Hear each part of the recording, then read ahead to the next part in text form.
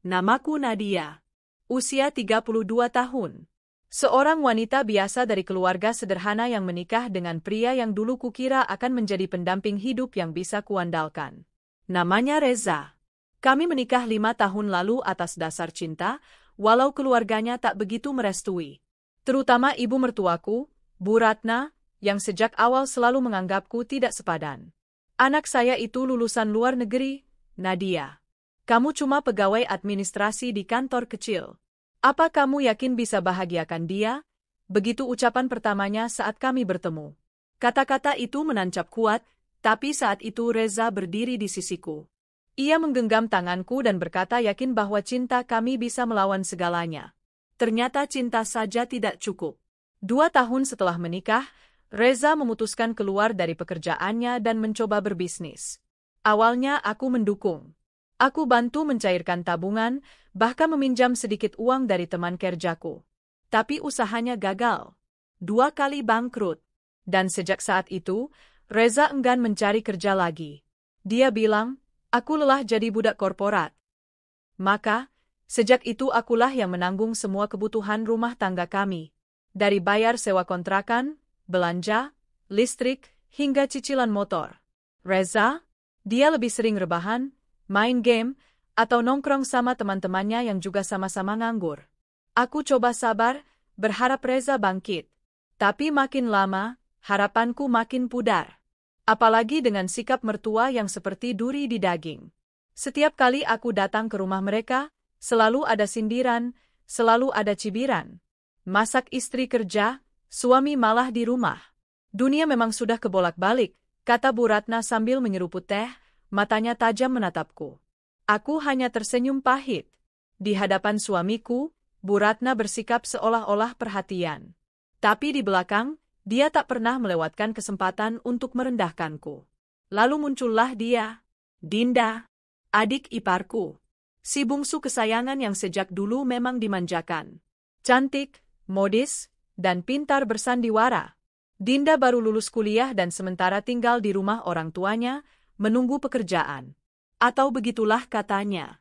Sejak Dinda tinggal di rumah mertuaku, entah kenapa dia jadi sering datang ke rumah kontrakan kami. Alasannya macam-macam, mau antar makanan dari ibu, mau pinjam charger, mau numpang nonton film. Tapi yang aneh, setiap kali aku pulang kerja, dia selalu sudah di rumah. Duduk di sofa, tertawa-tawa bersama Reza. Aku bosan di rumah, Kak. Mending ngobrol sama Mas Reza. Dia tuh enak diajak cerita, ucap Dinda suatu sore saat kutanya kenapa dia sering datang. Reza hanya tertawa.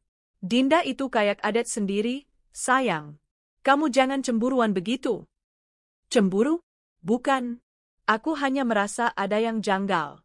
Dinda terlalu nyaman berada di rumah kami. Dan yang membuatku makin waspada, cara dia menatap Reza tak seperti adik ipar kepada kakak ipar. Tatapan matanya kadang menggoda, kadang memuja. Tapi yang lebih menyakitkan adalah sikap mertua yang membela Dinda habis-habisan. Suatu hari, saat aku pulang kerja dan melihat Dinda sedang duduk terlalu dekat dengan Reza di sofa, aku langsung bicara baik-baik. Dinda, mulai besok jangan sering kesini ya. Biar Mas Reza bisa fokus cari kerja juga. Belum sempat Dinda menjawab, HP-ku berbunyi. Bu Ratna menelepon. Nadia, kamu jangan macam-macam sama Dinda. Dia itu cuma adik ipar kamu. Nggak usah berlagak cemburuan dan ngatur-ngatur. Kalau kamu nggak suka dia ke rumahmu, kamu yang minggir. Rumah itu punya. Aku tercekat. Kalimat itu lebih menyakitkan daripada tamparan. Rumah itu memang kontrakan, tapi aku yang bayar. Semuanya atas namaku. Tapi semua itu tak ada artinya di mata Bu Ratna. Sejak hari itu, aku tak pernah mengusir Dinda lagi. Aku memilih diam. Tapi bukan berarti aku menerima semua perlakuan itu. Aku mulai mengamati mereka diam-diam. Cara Dinda memandangi Reza, cara Reza diam-diam memuji Dinda di hadapanku, bahkan kadang membandingkan. Lihat Dinda, ya. Gaya bicaranya itu enak banget. Kamu tuh harus belajar lebih lembut kalau ngomong ke aku. Aku hanya terdiam. Padahal aku yang kerja dari pagi sampai sore. Aku yang masak, bersihkan rumah, mencuci baju.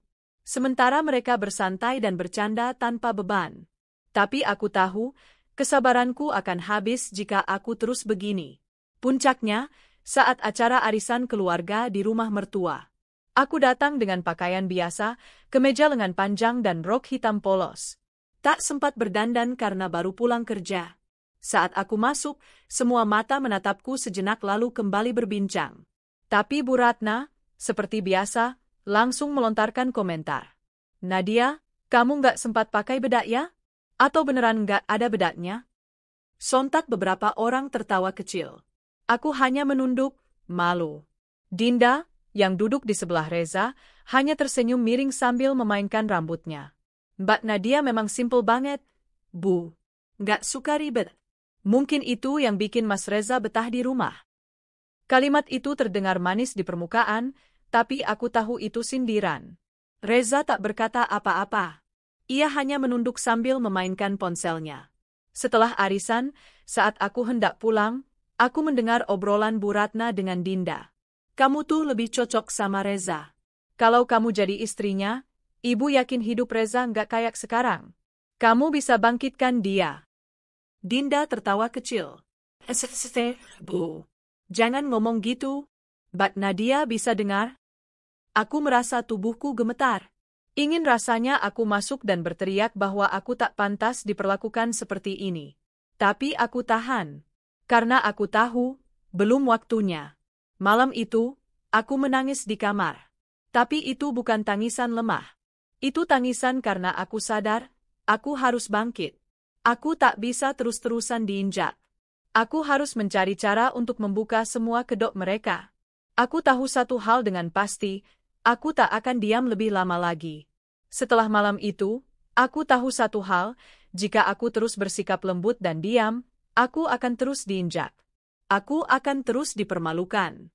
Bahkan mungkin akan kehilangan semuanya, rumah tangga, harga diri, dan mungkin masa depanku. Maka aku mulai menyusun rencana. Bukan untuk membalas dengan kekerasan, tapi untuk membuktikan bahwa aku bukan perempuan lemah yang bisa dipermainkan seenaknya. Aku memulai dengan hal paling sederhana, mengamati. Setiap hari sepulang kerja, aku sengaja datang diam-diam, tidak bersuara saat membuka pintu, tidak menyapa. Kadang kudapati Reza duduk di sofa sambil main ponsel, kadang menonton TV dengan Dinda yang sudah datang lebih dulu. Pernah suatu sore aku pulang lebih awal, dan kudapati Dinda sedang tertawa lepas sambil menepuk-nepuk paha Reza. Tangannya menyinggung bahunya, seolah mereka bukan ipar. Kak Nadia, udah pulang ya? Ujar Dinda kaget, lalu langsung berdiri. Reza pun terlihat gugup, buru-buru mengambil bantal dan memeluknya seolah sedang kedinginan. Baru ngobrol-ngobrol aja, sayang, katanya sambil tersenyum. Aku hanya mengangguk, tapi hatiku menjerit. Mulai saat itu, aku memasang kamera kecil di ruang tamu. Aku tahu itu mungkin terdengar ekstrim, tapi aku butuh bukti. Aku letakkan kamera itu di dalam pot bunga palsu di sudut ruangan. Aku juga menyambungkan ponselku dengan rekaman suara dari bawah meja makan, tempat mereka biasa duduk dan makan saat aku tak di rumah. Minggu pertama tak ada yang berarti. Dinda hanya datang, duduk sebentar, lalu pulang. Tapi di minggu kedua, aku mulai mencium ada yang berbeda. Dalam salah satu rekaman, kudengar suara Reza bicara. Kamu itu terlalu cantik buat jadi adik ipar aku. Lalu suara tawa Dinda. Manja. Menggelitik. Mas Reza tuh suka ngegombal. Hati-hati lo, nanti aku baper. Reza tertawa, lalu terdengar suara seperti seseorang menyentuh meja, mungkin tangan mereka saling menyentuh, entahlah. Tapi yang membuatku marah adalah satu kalimat yang keluar dari mulut Reza. Andai aku ketemu kamu duluan, mungkin aku nggak akan nikah sama Nadia. Hatiku seperti ditusuk. Jadi selama ini dia hanya menjadikan aku pilihan kedua? Aku yang banting tulang? Aku yang berdiri ketika dia roboh? Aku yang setiap malam menangis diam-diam karena lelah dituntut menjadi kuat? Aku ingin langsung mengonfrontasi mereka. Tapi belum. Belum saatnya. Aku menyimpan semua bukti itu dengan hati-hati. Rekaman suara, potongan video, bahkan screenshot percakapan mereka dari ponsel Reza yang sering dia tinggal terbuka begitu saja saat mandi. Dinda mengirim emoji love, dan Reza membalasnya dengan pujian. Tak hanya itu, Aku diam-diam meminta teman kantorku yang kerja di bidang IT untuk memperkuat semua rekaman dan menyimpannya dalam bentuk file terenkripsi. Bukan untuk balas dendam, tapi untuk melindungi diriku, kalau-kalau semuanya meledak. Dan ternyata, ledakan itu lebih cepat dari dugaanku. Suatu malam, saat aku pulang sedikit terlambat karena lembur, aku dapati rumahku kosong. Lampu menyala, pintu tak dikunci. Saat aku masuk, kulihat sepatu Dinda dan Reza di depan kamar. Dead. Jantungku berdetak cepat. Aku mengendap perlahan, tak ingin membuat suara. Saat aku tiba di depan pintu kamar, aku mendengar suara tawa pelan dan desahan. Aku tak kuat lagi. Aku buka pintu perlahan. Dan kulihat mereka duduk di ranjang. Dinda bersandar di bahu Reza, tertawa kecil, sementara tangan Reza menggenggam tangan Dinda. Seketika dunia seolah runtuh di hadapanku. Kalian ngapain? Suaraku melengking, tak bisa kutahan lagi. Reza sontak berdiri, kaget. Dinda langsung menjauh dan pura-pura memperbaiki rambutnya. Nadia, ini nggak kayak yang kamu pikir. Reza tergagap. Oh ya? Jadi kamu pikir aku bodoh? Aku nggak tahu selama ini kalian bermain api di belakangku. Aku menahan air mata, tapi suaraku menggigil. Dinda berdiri dan mencoba tersenyum. Kak Nadia, aku cuma dekat sama Mas Reza karena aku kesepian. Kami cuma ngobrol. Ngobrol sambil pegangan tangan? Di atas ranjangku, aku menunjuk tajam ke arah mereka. Reza terdiam. Tak bisa bicara. Aku mengambil tas kerjaku, membuka resleting, dan meletakkan ponsel di meja. Kuputar salah satu rekaman video dari kamera pot bunga. Terlihat jelas bagaimana mereka duduk berdekatan. Reza menyentuh rambut Dinda. Dinda tertawa-tawa genit. Reza pucat.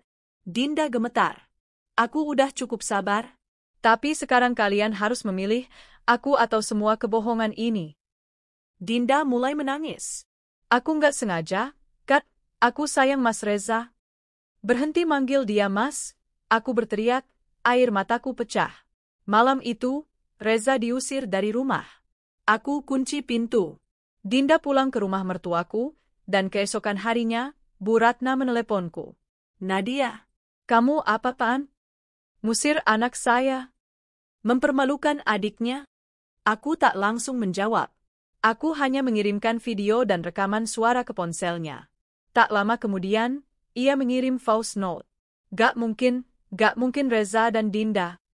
Aku balas dengan kalimat tegas. Kalau ibu tetap membela mereka, silakan. Tapi saya akan bawa ini ke pengadilan, karena ini bukan lagi soal rumah tangga, tapi soal harga diri saya. Bu Ratna tak membalas. Hari-hari setelah itu penuh tekanan.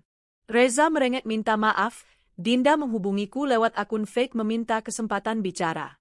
Tapi aku sudah cukup kuat untuk berkata, tidak. Aku mulai hidup baru. Tetap kerja seperti biasa. Dan untuk pertama kalinya, aku tidur nyenyak. Setelah pengusiran Reza dan pengungkapan skandal itu, aku mengira semua akan tenang. Aku mengira keadilan sudah kubela. Tapi ternyata, bukan keadilan yang menyambutku keesokan harinya. Yang datang adalah fitnah, tuduhan, dan omongan tajam dari mulut orang-orang yang bahkan tak pernah benar-benar peduli. Keesokan pagi, sebelum aku berangkat kerja, handphoneku terus berdering. Grup keluarga besar Reza meledak dengan pesan. Nadia itu istri durhaka. Gara-gara dia, Reza jadi terusir dari rumah sendiri. Gak ada perempuan baik-baik yang tega mempermalukan suami dan adik ipar di depan umum. Aku membacanya satu persatu dengan dada sesak. Hanya 1-2 orang yang bertanya netral, selebihnya menghakimi. Dan yang paling menyakitkan, mertuaku diam. Tak ada satu kata pun keluar dari Bu Ratna untuk meluruskan keadaan. Padahal aku tahu, dia sudah melihat bukti-buktinya. Tapi mungkin baginya, citra keluarga lebih penting daripada kebenaran. Apalagi Dinda, si adik kesayangannya, adalah putri harapan yang dijunjung tinggi. Hari itu juga, aku dipanggil ke rumah mertua. Sebagian diriku ingin mengabaikan, tapi aku tahu, lari bukan solusi. Aku harus berdiri tegak dan menghadapi semua kebohongan ini. Setibanya di sana, ruang tamu sudah penuh. Ada Reza yang menunduk, Dinda yang duduk dengan mata merah dan kain selimut di bahunya, seolah dia adalah korban. Ada juga paman-paman dan bibi-bibi dari pihak Reza. Dan tentu saja, Bu Ratna berdiri di tengah mereka, seperti pemimpin sidang yang menanti eksekusi. Nadia, kata Bu Ratna dengan nada dingin, kami ingin tahu kenapa kamu tega menyebarkan aib keluarga. Aku menarik napas panjang. Saya tidak menyebarkan aib, Bu. Saya hanya membela diri. Dengan membeberkan video-video tak pantas ke keluarga besar. Itu semua adalah bukti pengkhianatan. Apa saya harus diam saja sementara suami saya dan adik ipar ibu berselingkuh di belakang saya? Suaraku mulai bergetar. Salah satu bibi Reza ikut bicara, tapi tetap saja, kamu mempermalukan keluarga sendiri. Seharusnya diselesaikan diam-diam. Diam-diam? Kalau saya diam-diam, mereka akan terus bermain api dan saya akan terus diinjak. Aku menatap mereka satu-satu. Saya bukan perempuan bodoh yang bisa dikhianati dan tetap diam demi menjaga citra keluarga. Dinda mulai menangis terisak. Aku nggak tahu kenapa Kak Nadia tega banget ke aku. Aku tertawa pahit. Kamu yang goda suami orang. Kamu yang datang tiap hari, manja-manja ke kakak iparmu. Sekarang kamu playing victim? Bu Ratna membentak, cukup. Kamu gak punya hak bicara kasar di rumah ini. Aku berbalik menatap matanya. Untuk pertama kalinya, aku tak takut padanya. Saya bukan bicara kasar, Bu. Saya cuma tidak mau lagi diam dan menjadi boneka di rumah ini. Saya sudah cukup lama berusaha menjadi menantu yang ibu sukai. Tapi sebaik apapun saya tetap dipandang sebelah mata. Saya kerja banting tulang, suami ibu tidur di rumah tiap hari. Tapi saya yang selalu salah. Saya yang selalu dicibir soal pakaian, soal masakan, soal penghasilan. Semua terdiam. Reza hanya menunduk.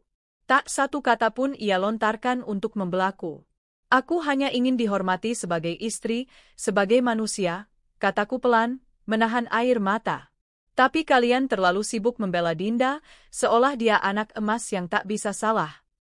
Tiba-tiba, pamannya Reza ikut bicara. Suaranya berat, tapi berwibawa. Nadia benar. Kita terlalu cepat menghakimi. Aku sudah lihat rekamannya. Dinda memang salah. Dan Reza, kamu juga keterlaluan. Semua mata tertuju pada pamannya itu. Bu Ratna terlihat tidak senang. Pak, Dinda menggenggam tangannya. Aku cuma dekat. Aku nggak bermaksud. Tapi pamannya menggeleng. Dekat itu satu hal. Tapi menggoda suami kakak ipar? Itu lain cerita. Kita bukan keluarga tanpa nilai. Kita harus bisa bedakan mana yang salah, mana yang benar. Reza masih terdiam. Tak sekalipun membelaku. Dan saat itu, aku sadar aku sendirian. Aku berdiri, menatap satu persatu mereka. Saya akan segera mengurus pisah. Dan saya tidak butuh restu siapapun. Saya juga tidak akan menuntut apapun dari Reza. Tapi jangan pernah berpikir saya akan minta maaf karena membongkar kebenaran. Aku melangkah keluar dari rumah itu dengan kepala tegak. Walau hatiku hancur, aku tahu aku sudah melakukan hal yang benar. Malamnya, aku duduk di ruang tamu rumah kontrakanku yang kecil. Sunyi. Sepi. Tapi anehnya, aku merasa lebih damai dibanding saat tinggal serumah dengan Reza. Tak ada lagi tekanan, ejekan, atau tatapan sinis mertua. Tak ada lagi kepura-puraan. Tak lama, pintu diketuk. Kukira tetangga, tapi ternyata, Mama. Ia langsung memelukku erat. Maafin Mama ya, Nak. Mama baru tahu semuanya dari cerita teman kamu di kantor. Kenapa kamu gak cerita dari awal? Aku hanya diam. Pelukan Mama membuat tangisku tumpah. Aku takut bikin Mama kecewa. Sayang, Mama mengelus kepalaku, kamu bukan yang salah di sini. Kamu sudah bertahan terlalu lama, dan kamu sudah kuat. Sekarang waktunya kamu sembuh. Kami duduk bersama. Mama membuatkan teh hangat. Rumah kecil itu terasa hangat dengan kehadirannya. Beberapa hari kemudian, aku mulai fokus bekerja. Rekan kerjaku mendukung. Atasanku bahkan memberiku cuti beberapa hari untuk menenangkan diri.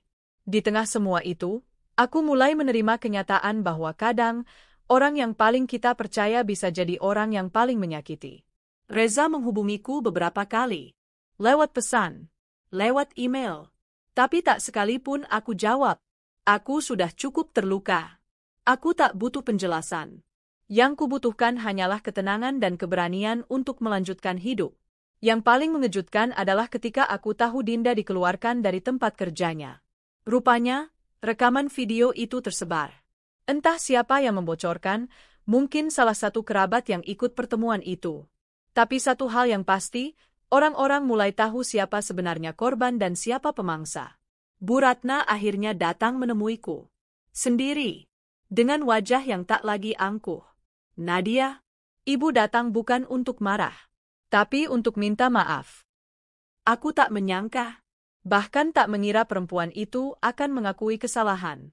Saya sudah maafkan, Bu, jawabku pelan. Tapi bukan berarti saya bisa kembali. Ibu tahu. Tapi kalau suatu hari kamu butuh bantuan, kamu masih keluarga. Aku tersenyum, datar. Maaf, Bu.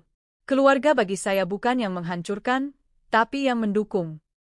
Dan setelah itu, aku menutup pintu. Hidupku belum sempurna. Tapi sekarang aku punya kendali atas hidupku sendiri. Aku tahu siapa diriku. Aku tahu apa yang layak aku perjuangkan. Dan aku tahu, harga diriku tak bisa lagi ditukar dengan cinta yang palsu. Beberapa bulan telah berlalu sejak aku menutup pintu rumah untuk Bu Ratna. Banyak hal berubah dalam hidupku, dan yang paling penting, aku berubah. Aku bukan lagi Nadia yang dulu selalu memendam luka dan menuruti semua kemauan keluarga suami demi menjaga citra. Aku kini adalah Nadia yang tahu batas, tahu harga diri, dan tak akan membiarkan siapapun menjatuhkanku semudah itu. Aku memutuskan pindah ke kota yang berbeda. Jauh dari rumah mertua, jauh dari kenangan buruk, dan yang pasti, jauh dari Reza dan Dinda. Aku mendapat tawaran kerja sebagai manajer pemasaran di sebuah perusahaan startup yang sedang berkembang. Suasananya lebih sehat, lebih menyenangkan, dan untuk pertama kalinya setelah sekian lama, aku merasa dihargai sebagai perempuan dan profesional. Hari-hariku mulai penuh dengan kegiatan positif. Aku bergabung dengan komunitas perempuan pejuang rumah tangga yang bangkit dari perceraian. Di sana, aku belajar bahwa banyak perempuan seperti aku. Dikhianati, disalahkan, lalu ditinggal begitu saja. Tapi kami bangkit. Kami kuat. Kami saling menguatkan. Namun, kedamaian itu tak berlangsung lama. Suatu sore, saat aku sedang bersiap pulang dari kantor, seorang resepsionis menghampiriku. Mbak Nadia, ada tamu mencarimu. Katanya penting. Aku mengernyit. Siapa? Seorang pria. Namanya Reza. Tubuhku menegang. Namanya saja sudah cukup membuat darahku naik. Suruh dia pergi, kataku cepat. Tapi dia bilang ini soal masa depan. Aku berjalan ke lobi dengan langkah tegas, bukan untuk menyambut, tapi untuk mengusir. Di sana, Reza berdiri dengan jas yang tampak seperti pinjaman. Masih dengan wajah menyedihkan yang sama. Nadia, tolong jangan usir aku. Aku cuma ingin bicara sebentar. Aku gak punya waktu untuk masa lalu, jawabku cepat. Reza memandangku, matanya memohon. Tolong, 5 menit saja. Aku akhirnya setuju. Tapi bukan karena iba, aku hanya ingin mendengar alasan tolol apa lagi yang akan ia lontarkan. Kami duduk di sebuah kafe kecil dekat kantor. Dinda menghilang, Reza membuka pembicaraan. Aku mengangkat alis. Dan aku harus peduli kenapa. Dia pergi dari rumah. Setelah masalah itu, dia gak pernah sama lagi. Mama sakit, stres mikirin Dinda. Sekarang semuanya kacau. Aku menyeruput kopiku perlahan. Dan semua itu salah siapa? Reza menunduk. Aku tahu aku salah. Tapi aku butuh kamu, Nadia. Aku nyaris tertawa. Butuh? Butuh aku atau butuh uangku? Bukan begitu. Aku kehilangan kerja, reputasi rusak. Aku nyesel banget. Kamu satu-satunya yang bisa bantu aku bangkit lagi. Kita bisa mulai dari awal. Dari awal, aku menatapnya tajam. Dari awal kamu selingkuh dengan adikmu sendiri. Reza tak bisa menahan rasa malu. Ia hanya menunduk, Kakinya menggoyang gelisah. Dulu kamu bilang aku istri yang terlalu sibuk kerja. Sekarang kamu datang, setelah merusak semuanya, minta kesempatan kedua? Maaf, Reza. Dunia ini terlalu luas untuk kuhabiskan lagi bersamamu. Aku berdiri. Dan jangan pernah datang lagi ke tempat kerjaku. Aku punya hidup yang lebih baik tanpamu. 2 minggu berlalu sejak pertemuan itu. Tapi ternyata Reza bukan satu-satunya yang tak tahu malu. Suatu siang, aku menerima kiriman paket tanpa nama. Di dalamnya, ada foto-foto kebersamaanku dengan atasanku, Pak Damar, yang diambil secara diam-diam. Ada juga surat tanpa nama yang bertuliskan, Nadia sudah biasa merebut suami orang. Hati-hati dengan dia. Dia suka main belakang. Tanganku gemetar. Aku tahu siapa pelakunya. Gaya kalimat itu terlalu familiar. Dinda. Aku segera menemui HRD dan menjelaskan situasi. Untungnya, pihak kantor mendukungku. Mereka bahkan berjanji akan membantu melacak siapa pengirimnya. Pak Damar sendiri memanggilku ke ruangannya dan berkata, "Saya tahu kamu orang baik, Nadia. Jangan biarkan masa lalu mengganggu masa depanmu." Aku keluar dari ruangan itu dengan mata berkaca-kaca. Tuhan, betapa bersyukurnya aku bertemu orang-orang yang mendukung. Malamnya, aku menerima telepon dari nomor tak dikenal. Kalau kamu gak mundur dari kantor itu, semua orang bakal tahu aibmu. Aku tersenyum kecil. Dinda, kamu lupa? Orang yang punya aib itu kamu, bukan aku. Telepon langsung ditutup. Hari-hari berikutnya, aku mulai menerima pesan-pesan ancaman. Tapi aku tidak goyah. Aku kumpulkan semua bukti. Aku konsultasikan ke pengacara. Dan dengan tenang, aku mengajukan laporan pencemaran nama baik dan pelecehan digital. Aku tak akan diam lagi. Dulu aku mungkin takut, tapi sekarang aku punya kekuatan dan dukungan. Beberapa minggu setelahnya, aku diundang menjadi pembicara dalam seminar perempuan tangguh. Aku berdiri di atas panggung kecil dengan ratusan mata menatapku. Aku bercerita, bukan untuk mengasihani diri sendiri, tapi untuk menyampaikan satu pesan penting. Perempuan punya hak untuk bahagia, untuk dihormati, dan untuk bangkit dari luka. Setelah acara, banyak yang menghampiriku. Ada yang menitikkan air mata.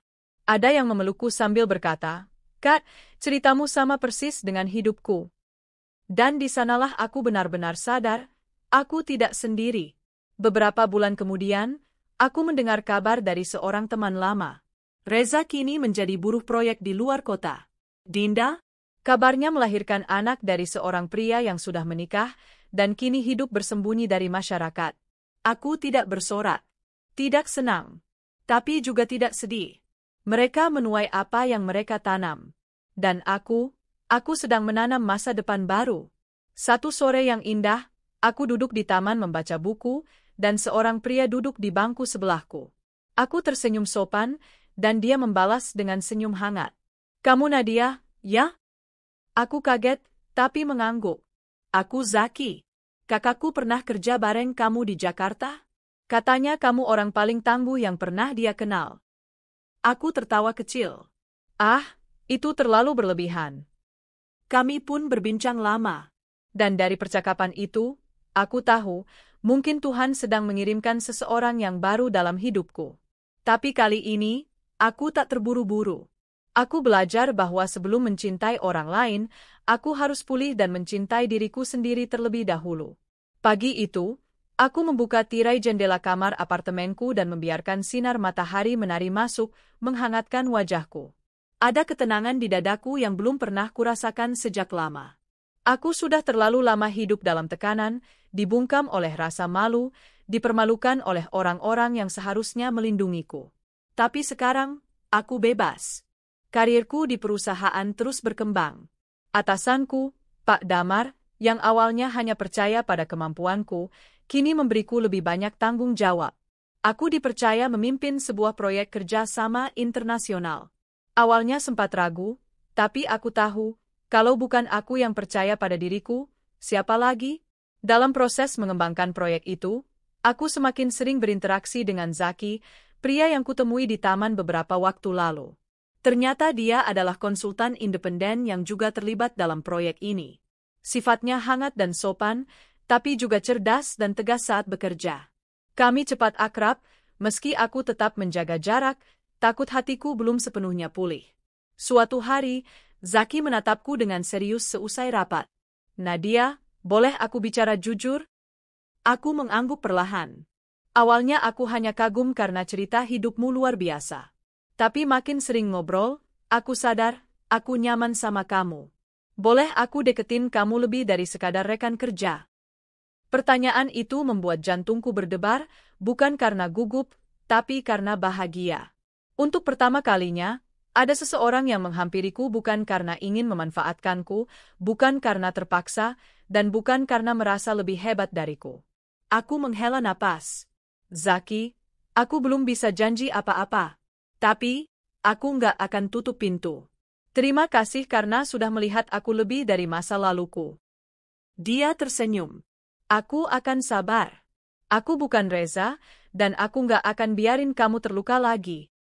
Sementara aku mulai membuka lembaran baru, masa laluku belum benar-benar menyerah. Aku mendapat pesan dari nomor tak dikenal.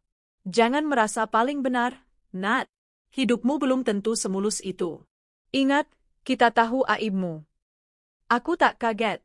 Sudah terbiasa dengan ancaman semacam itu. Namun kali ini berbeda. Pesan itu disertai lampiran video. Video editan yang seolah memperlihatkan aku sedang berpelukan mesra dengan Pak Damar. Jelas itu hasil manipulasi. Aku menghubungi tim IT kantor dan pengacaraku.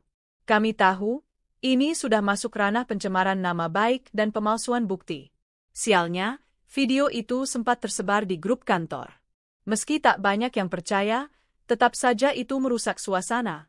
Aku akhirnya mengadakan pertemuan resmi dengan seluruh tim dan menjelaskan bahwa video tersebut adalah hasil rekayasa. Pak Damar juga membelaku sepenuhnya. Kami tahu integritas Nadia. Jangan biarkan fitnah membuat kita lupa siapa dia sebenarnya, ujar Pak Damar lantang. Ternyata, motif di balik penyebaran video itu berasal dari luar kantor. Berdasarkan pelacakan, akun penyebar awal menggunakan jaringan dari rumah Bu Ratna. Aku menggelengkan kepala. Bahkan setelah semua ini, beliau masih saja mencoba merusakku. Hari itu aku mantap datang ke rumah Bu Ratna. Tidak lagi sebagai menantu, tapi sebagai Nadia yang punya hak untuk bicara. Begitu aku masuk, ia sudah menatap sinis. Datang lagi? Mau apa? Mau pamer hidupmu sekarang? Aku duduk tenang. Bu, saya cuma mau bilang, tolong hentikan semua ini. Ancaman, fitnah, video palsu, sudah cukup. Kalau ibu terus lanjut, saya tak segan-segan bawa ini ke jalur hukum. Bu Ratna berdiri, menunjuk wajahku. Berani sekali kamu, ya. Kamu pikir kamu siapa sekarang? Lihat, Reza kehilangan pekerjaan, Dinda kena depresi. Semuanya karena kamu. Aku menahan tawa. Lucu, Bu. Kenapa bukan karena perbuatan mereka sendiri? Kenapa saya yang disalahkan? Dari balik kamar, terdengar suara batuk berat. Ternyata Reza keluar dengan tubuh kurus dan wajah tak terurus.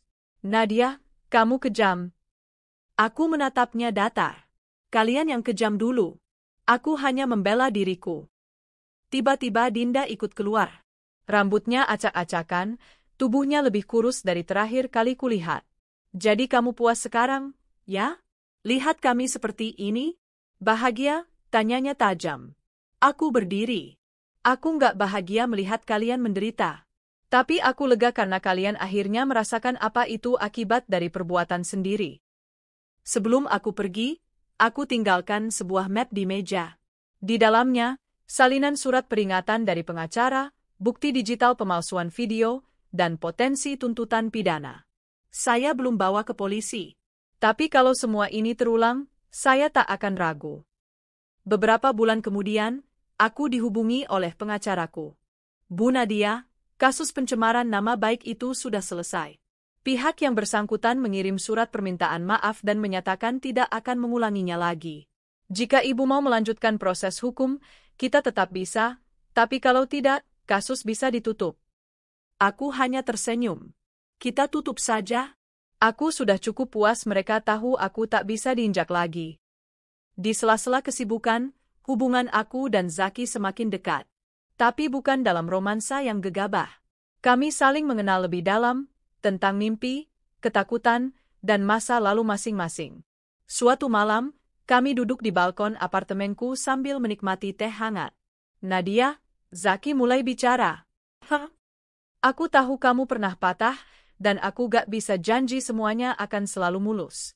Tapi aku berani janji satu hal, aku gak akan pergi saat kamu butuh seseorang. Aku akan tetap di sini. Aku menatap matanya.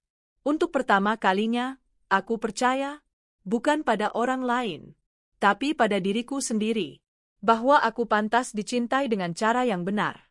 Kini hidupku tak sempurna, tapi penuh makna. Luka masa lalu memang masih membekas, tapi ia tidak lagi mengendalikan hidupku. Aku memilih untuk bangkit dan membangun ulang masa depan dari puing-puing yang dulu mereka hancurkan. Reza, Dinda, dan Bu Ratna mungkin masih ada di luar sana, mencoba menata hidup mereka masing-masing. Tapi aku tidak lagi peduli, karena aku sudah menutup bab itu.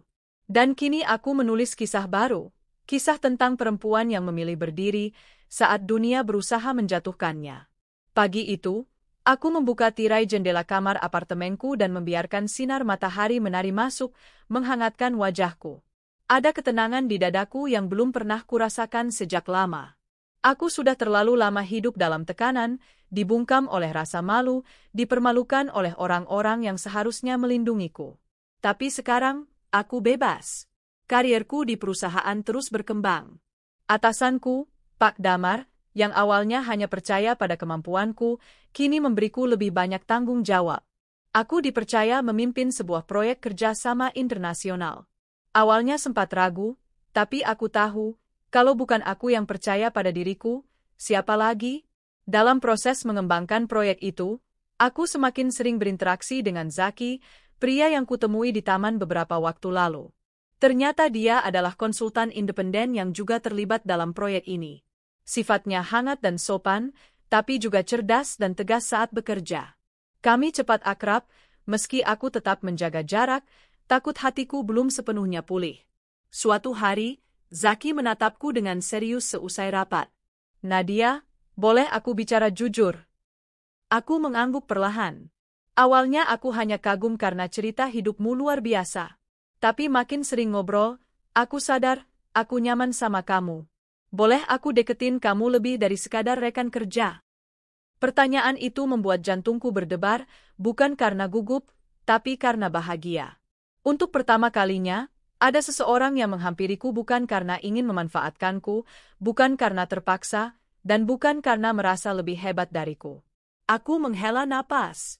Zaki, aku belum bisa janji apa-apa. Tapi, aku nggak akan tutup pintu. Terima kasih karena sudah melihat aku lebih dari masa laluku. Dia tersenyum. Aku akan sabar. Aku bukan Reza, dan aku nggak akan biarin kamu terluka lagi. Sementara aku mulai membuka lembaran baru, masa laluku belum benar-benar menyerah. Aku mendapat pesan dari nomor tak dikenal. Jangan merasa paling benar, Nat. Hidupmu belum tentu semulus itu. Ingat, kita tahu aibmu. Aku tak kaget. Sudah terbiasa dengan ancaman semacam itu. Namun kali ini berbeda. Pesan itu disertai lampiran video. Video editan yang seolah memperlihatkan aku sedang berpelukan mesra dengan Pak Damar. Jelas itu hasil manipulasi. Aku menghubungi tim IT kantor dan pengacaraku. Kami tahu, ini sudah masuk ranah pencemaran nama baik dan pemalsuan bukti. Sialnya, video itu sempat tersebar di grup kantor. Meski tak banyak yang percaya, tetap saja itu merusak suasana. Aku akhirnya mengadakan pertemuan resmi dengan seluruh tim dan menjelaskan bahwa video tersebut adalah hasil rekayasa. Pak Damar juga membelaku sepenuhnya. Kami tahu integritas Nadia. Jangan biarkan fitnah membuat kita lupa siapa dia sebenarnya, ujar Pak Damar lantang. Ternyata, motif di balik penyebaran video itu berasal dari luar kantor. Berdasarkan pelacakan, akun penyebar awal menggunakan jaringan dari rumah Bu Ratna. Aku menggelengkan kepala. Bahkan setelah semua ini, beliau masih saja mencoba merusakku. Hari itu aku mantap datang ke rumah Bu Ratna. Tidak lagi sebagai menantu, tapi sebagai Nadia yang punya hak untuk bicara. Begitu aku masuk, ia sudah menatap sinis. Datang lagi? Mau apa? Mau pamer hidupmu sekarang? Aku duduk tenang. Bu, saya cuma mau bilang, tolong hentikan semua ini.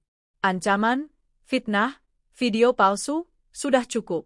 Kalau ibu terus lanjut, saya tak segan-segan bawa ini ke jalur hukum. Bu Ratna berdiri, menunjuk wajahku. Berani sekali kamu, ya. Kamu pikir kamu siapa sekarang? Lihat, Reza kehilangan pekerjaan, Dinda kena depresi. Semuanya karena kamu. Aku menahan tawa. Lucu, Bu. Kenapa bukan karena perbuatan mereka sendiri? Kenapa saya yang disalahkan? Dari balik kamar, terdengar suara batuk berat. Ternyata Reza keluar dengan tubuh kurus dan wajah tak terurus. Nadia, kamu kejam. Aku menatapnya datar. Kalian yang kejam dulu. Aku hanya membela diriku. Tiba-tiba Dinda ikut keluar. Rambutnya acak-acakan, tubuhnya lebih kurus dari terakhir kali kulihat. Jadi kamu puas sekarang, ya? Lihat kami seperti ini? Bahagia? Tanyanya tajam. Aku berdiri. Aku nggak bahagia melihat kalian menderita. Tapi aku lega karena kalian akhirnya merasakan apa itu akibat dari perbuatan sendiri. Sebelum aku pergi, aku tinggalkan sebuah map di meja. Di dalamnya, salinan surat peringatan dari pengacara, bukti digital pemalsuan video, dan potensi tuntutan pidana. Saya belum bawa ke polisi. Tapi kalau semua ini terulang, saya tak akan ragu. Beberapa bulan kemudian, aku dihubungi oleh pengacaraku. Bu Nadia, kasus pencemaran nama baik itu sudah selesai. Pihak yang bersangkutan mengirim surat permintaan maaf dan menyatakan tidak akan mengulanginya lagi. Jika ibu mau melanjutkan proses hukum, kita tetap bisa, tapi kalau tidak, kasus bisa ditutup. Aku hanya tersenyum. Kita tutup saja. Aku sudah cukup puas mereka tahu aku tak bisa diinjak lagi. Di sela-sela kesibukan, hubungan aku dan Zaki semakin dekat. Tapi bukan dalam romansa yang gegabah. Kami saling mengenal lebih dalam, tentang mimpi, ketakutan, dan masa lalu masing-masing. Suatu malam, kami duduk di balkon apartemenku sambil menikmati teh hangat. Nadia, Zaki mulai bicara. Aku tahu kamu pernah patah, dan aku gak bisa janji semuanya akan selalu mulus. Tapi aku berani janji satu hal, aku gak akan pergi saat kamu butuh seseorang. Aku akan tetap di sini. Aku menatap matanya. Untuk pertama kalinya, aku percaya, bukan pada orang lain, tapi pada diriku sendiri, bahwa aku pantas dicintai dengan cara yang benar. Kini hidupku tak sempurna, tapi penuh makna. Luka masa lalu memang masih membekas, tapi ia tidak lagi mengendalikan hidupku. Aku memilih untuk bangkit dan membangun ulang masa depan dari puing-puing yang dulu mereka hancurkan. Reza, Dinda, dan Bu Ratna mungkin masih ada di luar sana, mencoba menata hidup mereka masing-masing. Tapi aku tidak lagi peduli, karena aku sudah menutup bab itu. Dan kini aku menulis kisah baru. Kisah tentang perempuan yang memilih berdiri saat dunia berusaha menjatuhkannya. Sudah hampir setahun sejak aku memutuskan meninggalkan rumah itu. Setahun sejak aku mencoret nama Reza dari hidupku dan menghapus jejak luka yang ditorehkan Dinda dan Bu Ratna. Setahun penuh perjuangan, pembuktian, dan penyembuhan. Aku tak akan pernah lupa bagaimana rasanya diremehkan, dihina, bahkan dikhianati. Tapi hari-hari kelam itu kini terasa seperti kisah dalam buku yang sudah kututup. Pekerjaan di perusahaan terus menanjak. Aku baru saja menyelesaikan proyek besar yang melibatkan mitra dari luar negeri, dan berkat itu, aku dipromosikan menjadi direktur divisi. Hidupku stabil. Hati dan pikiranku lebih damai. Bahkan hubunganku dengan Zaki pun makin erat. Tenang, dewasa, tidak terburu-buru tapi penuh dukungan. Namun, seperti luka lama yang terkadang gatal saat mulai sembuh, masa laluku datang lagi. Kali ini dengan cara yang lebih licik dan mengejutkan. Hari itu aku sedang rapat ketika sekretarisku mengetuk pintu dan menyerahkan sebuah undangan. Bu Nadia, ada yang menitipkan undangan pernikahan. Katanya penting. Aku mengernyit. Pernikahan siapa? Ketika kubuka amplopnya, mataku membelalak. Reza Dinda mengundang Anda untuk hadir dalam resepsi pernikahan kami. Tanganku otomatis mengepal, tapi bukan karena cemburu atau marah. Lebih karena jijik. Jadi, mereka akhirnya menikah? Setelah semua drama dan kehancuran yang mereka sebabkan, rupanya keberanian mereka belum habis. Bahkan mereka punya nyali mengundangku, perempuan yang telah mereka hianati bersama. Aku tertawa kecil. Undangan itu tidak kubuang. Aku simpan, bukan karena tertarik datang, tapi karena aku tahu, ini mungkin bukan sekadar undangan. Ini pancingan. Benar saja. 2 hari setelah menerima undangan itu, aku menerima telepon dari nomor tak dikenal. Suaranya, Dinda. Halo, Mbak Nadia. Maaf mengganggu. Kami cuma ingin memastikan, Mbak bisa datang ke pernikahan kami, ya? Soalnya Reza ingin menunjukkan bahwa dia sudah bahagia sekarang. Nada suaranya penuh sindiran. Aku menghela napas dalam. Dinda, pernikahan bukan ajang pamer. Dan kebahagiaan sejati tak perlu diumumkan lewat undangan yang dikirim ke mantan istri suamimu. Tapi kalau kalian memang sebahagia itu, aku doakan semoga langgeng. Tapi maaf, aku tak punya waktu untuk merayakan kemunafikan. Klik. Kututup telepon tanpa menunggu jawabannya. Seminggu kemudian, aku melihat sesuatu yang mengejutkan di media sosial. Seseorang menandai namaku dalam sebuah unggahan video. Ternyata salah satu tamu pernikahan Reza dan Dinda merekam momen saat Reza memberi sambutan dan menyebut namaku. Terima kasih untuk mantan istri saya, Nadia, yang telah membebaskan saya dari kehidupan penuh tekanan. Tanpa kepergianmu, saya tak akan bertemu dengan cinta sejati saya. Ruangan pun bersorak-sorai. Dinda tersenyum puas di samping Reza, sementara para tamu tertawa seolah aku adalah tokoh jahat yang akhirnya kalah. Kuhapus tag itu dan menarik napas panjang. Aku bisa saja diam. Tapi tidak kali ini. Esok harinya, aku menulis satu unggahan panjang di akun profesional dan pribadiku. Kata-kataku jelas, elegan, dan padat. Terima kasih untuk sambutan hangatnya, Reza dan Dinda. Saya bangga pernah menjadi bagian dari proses kalian menjadi pasangan yang tulen. Saya tak datang bukan karena benci, tapi karena saya sudah memilih kehidupan yang lebih berkualitas, jujur, dan damai. Pernikahan bukan soal menyalahkan masa lalu, tapi merangkul masa depan. Sayangnya, jika kalian masih merasa perlu menyebut nama saya untuk mendapat tepuk tangan, mungkin ada yang belum selesai dalam diri kalian. Unggahan itu viral. Banyak yang menyemangatiku, bahkan beberapa rekan media menghubungi, menanyakan apakah aku ingin membagikan kisahku secara publik. Tapi aku tolak. Aku tidak butuh panggung.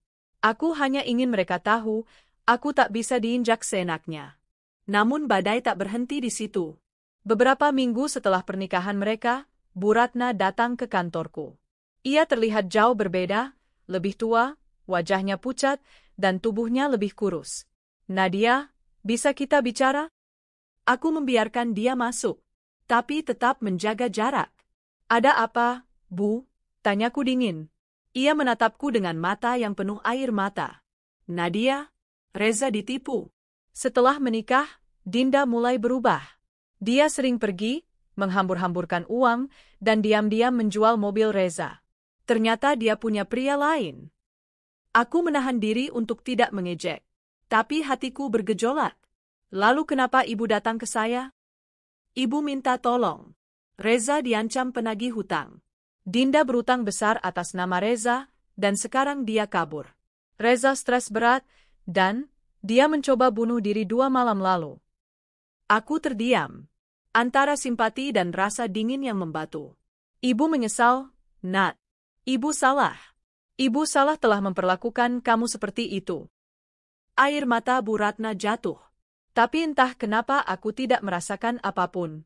Dulu aku akan menangis, tersentuh, bahkan memaafkan. Tapi sekarang, aku doakan Reza bisa pulih. Tapi maaf, aku tak bisa terlibat dalam hidup kalian lagi. Sudah cukup luka yang kalian berikan. Sekarang giliran kalian menyembuhkan luka itu sendiri. Ketika Bu Ratna pergi, aku bersandar di kursiku. Zaki datang tak lama kemudian, memegang bahuku. Kamu nggak apa-apa? Aku mengangguk. Dulu aku ingin mereka sadar. Tapi sekarang aku cuma ingin damai. Kalau itu artinya mereka harus merasakan balasan, yaitu pilihan mereka sendiri. Zaki tersenyum. Kamu luar biasa, Nat. Kamu nggak balas dendam. Tapi kamu juga nggak membiarkan dirimu diinjak lagi. Itu kekuatan. Aku menatapnya, lalu bertanya pelan.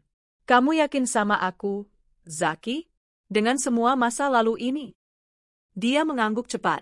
Justru karena masa lalumu, aku tahu kamu kuat. Dan aku ingin jadi bagian dari masa depanmu. Untuk pertama kalinya setelah sekian lama, aku merasa tenang sepenuhnya. Tak ada dendam, tak ada kemarahan. Hanya syukur dan harapan. Hari-hari berikutnya, aku habiskan dengan lebih banyak tersenyum. Aku memulai program mentoring untuk perempuan-perempuan korban kekerasan verbal dalam rumah tangga. Aku membagikan kisahku, bukan untuk pamer, tapi untuk memberi kekuatan. Aku ingin mereka tahu, kita bisa memilih bangkit. Kita bisa memilih mencintai diri sendiri. Dan ketika masa lalu mencoba datang kembali, kita bisa melihatnya, menatapnya, dan berkata, aku bukan korban lagi. Aku pemenang. Sudah 2 tahun sejak aku meninggalkan rumah itu. Sejak langkah pertamaku keluar dari gerbang yang dulu dipenuhi luka, dan mulai menapaki hidup baru yang kubangun dengan air mata, peluh, dan keberanian. 2 tahun bukan waktu yang singkat, tapi juga bukan waktu yang panjang. Tapi dalam 2 tahun itu, aku merasa seperti terlahir kembali. Dulu aku adalah istri yang dihina mertua, perempuan yang dikhianati suami, dan kakak ipar yang dipandang rendah. Tapi hari ini, aku adalah Nadia yang baru. Perempuan mandiri yang tahu harga dirinya. Yang tidak takut berdiri sendiri. Yang tahu bahwa cinta sejati bukan datang dari keluarga suami, bukan dari janji manis laki-laki, tapi dari penerimaan diri sendiri. Suatu sore di akhir pekan, aku duduk di balkon apartemenku sambil menyeruput teh. Kota terlihat sibuk seperti biasa, tapi hatiku damai. Tiba-tiba ponselku berbunyi. Zaki menelepon. Nat, kamu di rumah? Suaranya terdengar ceria. Di balkon? Kenapa? Aku di bawah. Boleh naik? Aku tersenyum. Naik aja. Sudah tahu kode pintunya. Tak lama kemudian, Zaki datang sambil membawa sekotak makanan. Aku masak sendiri hari ini, katanya bangga. Aku melotot setengah bercanda. Kamu masak? Jangan-jangan beli terus pura-pura bikin. Dia tertawa. Serius? Aku belajar dari YouTube demi bikin kamu bangga. Kami duduk dan makan bersama. Aku memandang wajah Zaki yang lembut. Tak seperti Reza, Zaki tak pernah membuatku merasa kecil. Dia tak pernah iri, tak pernah takut pada keberhasilanku. Sebaliknya, dia mendukungku. Memberiku ruang untuk tumbuh. Setelah makan, Zaki mengeluarkan kotak kecil dari sakunya. Jantungku berdebar. Nadia, katanya pelan. Aku tahu kamu pernah terluka. Aku tahu kamu masih menyembuhkan diri. Tapi aku mencintaimu, dan aku ingin membangun hidup bersama kamu. Bukan sebagai pelindung, tapi sebagai rekan. Sebagai pasangan. Maukah kamu menikah denganku? Mataku berkaca-kaca. Untuk pertama kalinya, aku merasa dilamar bukan karena seseorang butuh istri, tapi karena seseorang menghargai siapa aku. Aku mengangguk. Iya, Zaki. Aku mau. Pernikahan kami tidak mewah. Kami mengundang orang-orang terdekat, bukan demi pamer, tapi berbagi kebahagiaan. Bahkan Bu Ratna datang. Dia mendatangiku setelah acara selesai. Nadia, terima kasih masih mengizinkan ibu datang. Ibu tahu ibu tak pantas, tapi ibu tetap ingin mengucapkan selamat. Kamu pantas bahagia. Aku tersenyum. Terima kasih, Bu. Saya juga mendoakan Bu Ratna damai. Aku tak ingin menyimpan dendam. Tidak lagi. Hidup terlalu singkat untuk menyimpan racun dalam hati. 3 bulan setelah pernikahan, aku dan Zaki pindah ke rumah kecil di pinggiran kota. Kami menanam bunga di pekarangan, memasak bersama, tertawa hingga larut malam, dan saling menyembuhkan luka masing-masing. Zaki tak pernah memaksaku untuk melupakan masa lalu, tapi dia juga tak membiarkan masa lalu itu menguasai masa depanku. Satu malam, kami duduk di taman belakang. Zaki memelukku dari belakang. Aku senang kamu memilih aku, Nat. Tapi kadang aku penasaran, kenapa akhirnya kamu percaya lagi pada cinta setelah semua yang kamu alami? Aku terdiam sejenak. Karena aku sadar, cinta itu bukan soal siapa yang membuat kita tak pernah menangis. Tapi siapa yang tetap di sini ketika air mata kita jatuh. Zaki mencium keningku. Terima kasih, Nat. Beberapa waktu kemudian, aku diundang menjadi pembicara dalam seminar tentang pemberdayaan perempuan. Aku berbagi kisahku, tentang bagaimana aku pernah merasa tidak cukup, pernah dituduh mandul, pernah dihina dan dikhianati. Tapi aku juga berbagi bagaimana aku bangkit, membangun karir, dan menemukan cinta yang sehat.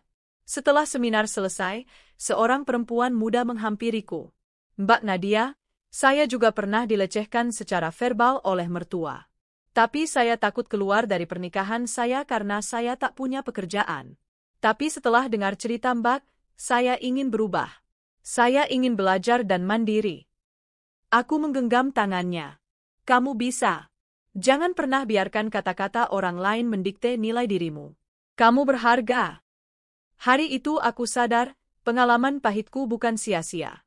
Tuhan memberikanku luka, bukan untuk membuatku lemah, tapi agar aku bisa menjadi jalan penyembuhan untuk orang lain.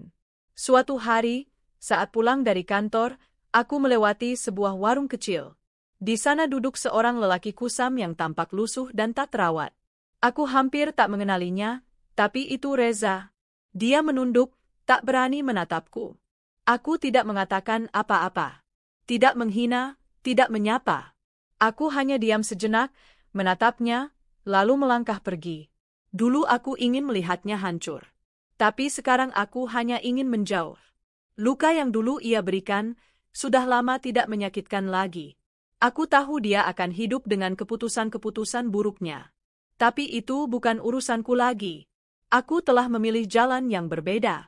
Jalan di mana aku tidak lagi hidup untuk membuktikan apapun ke siapapun. Tapi hidup untuk damai. Untuk mencintai diri sendiri.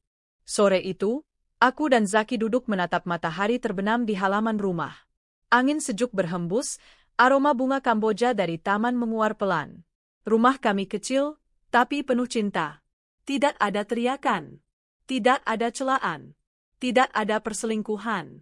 Hanya kejujuran, tawa, dan kebersamaan. Aku ingin punya anak suatu hari nanti, kataku pelan.